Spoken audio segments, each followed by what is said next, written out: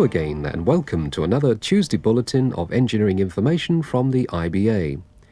As BSB prepares for its official opening this Sunday, we talk to their company's marketing controller for direct-to-home equipment and take a look around the impressive Marco Polo building. In transmitter news, the usual roundup of special announcements, and we've full details of two new television relays, Haverfordwest in southwest Wales and Rhys in Cumbria.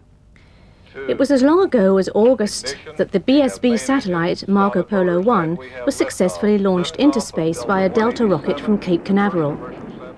BSB is using the new transmission technology of DMAC. Much of the development work on MAC has been done by the IBA.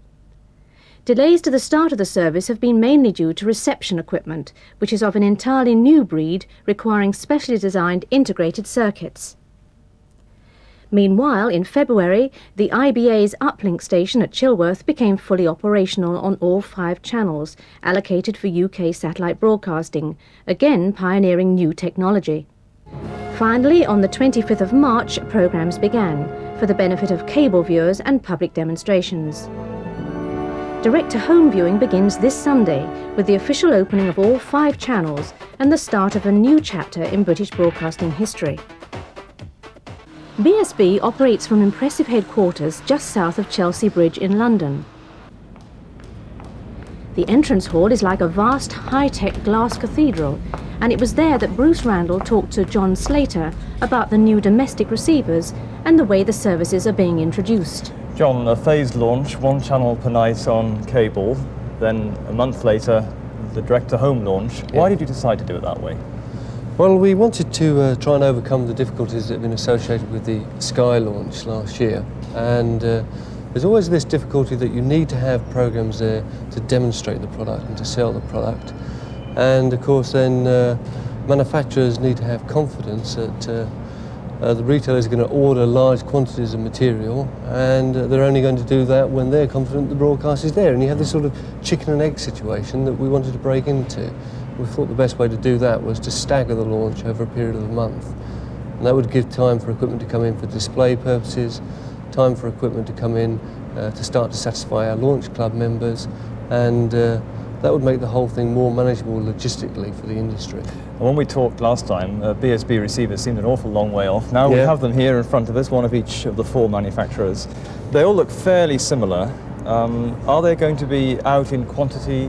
Will choose the one they want? Will they get them by the direct-to-home launch time? Well, around now, in fact, the first pieces of equipment are already turning up onto the shop floor, and that equipment is firstly going into live demonstration facilities for in-store use, and towards the end of April we should be cutting into the first of the Launch Club registered members, and they'll be getting their equipment. So yes, equipment will be there for demonstration purposes across all outlets, we hope, by the end of this month, and we'll be supplying our first consumers. Then by the end of June, which is the last time for Launch Club members to come back in store and complete their transactions, we expect to have delivered something like 3 times the total number of bits of equipment required to satisfy all Launch Club members. So that's about 120,000 pieces of equipment by the end of June. So if you're not a Launch Club member, you may just have to wait a few weeks to actually get hold of a receiver. There's no doubt that in the first couple of months equipment's going to be tight, but you'll just have a wait, I guess, of around 4 weeks at most if you're a fresh member of the public who's coming in for the first time and wanting to buy equipment. The receivers are slightly different on the outside, but presumably they're fairly similar on the inside in terms of design and facilities. How do they compare to, say, a Sky receiver? Well, they're all DMAC receivers. They're very different from Sky equipment in that sense. They have some common features which are some rather nice consumer features. For example, all of them have on-screen display facilities that mean that when you change channel, you actually see on screen the name of the station that you're watching, and that appears momentarily. They also have a neat feature when you set up the unit and first install the unit. You have a facility there for seeing the signal strength, and that gives you an opportunity later on, should there be a problem developing with the antenna on the roof, or indeed with the receiver, for you to actually establish which element is at fault. Is it the antenna, the installation, is it the receiver? because you have that signal strength meter. You have some other facilities. You have a button here you can press, and that allows you to see what the next program is going to be coming up shortly, and it tell you how much time there is left on the program that you're currently watching. There is also a facility by pressing into the menu to get into the parental control facility. Now that's quite a unique feature. It allows you, by entering your own unique PIN number, to access a facility for selecting out certain types of programs that either you or your family you would like to not be able to watch. So for example, you can select out programs that have explicit sex or violence or bad language. You can actually select in terms of the film channel whether you want to watch X-rated films or not, or U-only films and so on. Well, that's quite a unique feature. So there are a number of facilities that are available on each and every one of these receivers that you won't find on a Sky receiver. Why did BSB get involved with receiving equipment? Why didn't you just stick to being a broadcaster? Well, of course, we had to do something in terms of facilitating the technical development. Somebody needed to take a leading role, both in terms of finding the finance and actually making a decision on some certain technical standards. So there we had to get involved. We also had a job to do in terms of ensuring quality standards were adhered to, both in terms of the antennas and also in terms of the receivers themselves. And you've taken a lot of stick over the last few months about delays, timescales and squirrels. What do you say to the critics who say you've got it all wrong? Well, BSB is now live, BSB is broadcasting, the equipment is there, and it's excellent equipment. It's an excellent product. It's an excellent product in terms of physical equipment here and also in terms of the programming. It was worth waiting for, and it was worth getting it right and doing it right first time. That's what we have done. We're now in the business to take advantage of a major opportunity for all of us and for the future with DMAC technology. Away from the spacious entrance hall and landings, the technical areas of the Marco Polo building are more compact than you might expect, with a high degree of automation.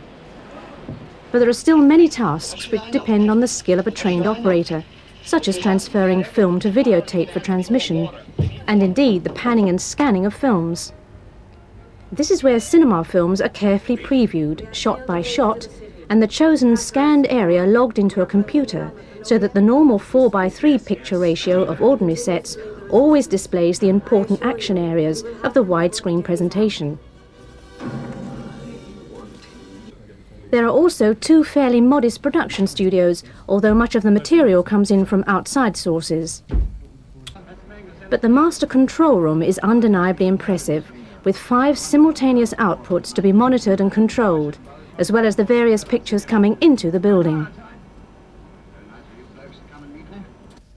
So it's all up and running, and while receiving systems are not going to be plentiful in the early weeks, production does look set to meet demand by about June. Of course, the proof of the pudding is in the eating, and whatever we say about technology, it's the programs that really count, the programs by which BSB will ultimately stand or fall. Special announcements now, and in Lancashire, work was due to begin today, weather permitting, on replacing the Winter Hill transmitting aerial. There'll be some early morning short breaks and then generally 6 dB reduced power until further notice. The work will last for several months, but should ultimately improve reception in some traditionally difficult areas. BBC channels are not affected, as there's a separate aerial for those services. Other news and Tenby and Dovard will be off on all channels today from 9:30 to 10:30 AM for an electrical inspection. In the Midlands, Kidderminster is due to be off from 6 till 9:30 this morning while the BBC do their aerial maintenance. Tomorrow morning from 9:30 to 11:30, HTV and S4C will be off from Monmouth for IBA electrical maintenance.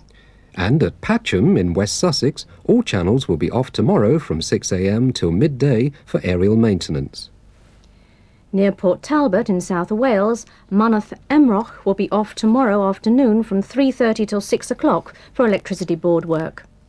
On Thursday, all channels from Ramsbottom will be off from 9 AM to 4 PM due to maintenance by the Electricity Board.